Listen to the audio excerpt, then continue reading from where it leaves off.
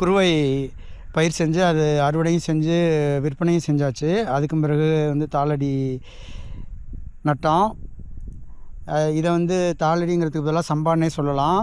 பொதுவாக தமிழ் மக்கள் என்ன பண்ணுறாங்கன்னா, புரட்டாசிக்குள்ளே நட்டுட்டாக்கா அது சம்பான்னும், புரட்டாசி தாண்டி ஐப்பசியில் நட்டாக்கா அது வந்து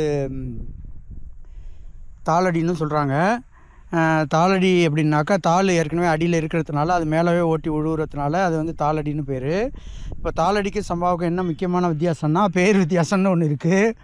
அதை இல்லாமல் புரட்டாசி மாதத்துலேயே முதல்லையோ இல்லை நடுவுலையோ நட்டுட்டாங்கன்னா மழையில் அடிபடாமல் பயிர் பெருசாக வளர்ந்துடும். மழைக்காலம் வரும்போது அது தாக்கு பிடிச்சி நின்றுடும். ஆனால் தாளடி வந்து ஐப்பசி மாதத்தில் நடுறதுனால கொஞ்சம் வந்து பயிர் வளரும்போது மழை அதிகமாக இருந்து அது அழுகி போகிறதுக்கோ இல்லை வந்து மூழ்கி போகிறதுக்கோ வாய்ப்பு இருக்குது. அதனால் வந்து தாளடியை கொஞ்சம் முன்னாடியே நட்டுட்டாக்கா நல்லது அப்படின்னு சொல்லி இந்த தடவை எப்படியாவது நட்டணும்னு சொல்லிட்டு புரட்டாசி கடைசியிலே நட்டுட்டோம்.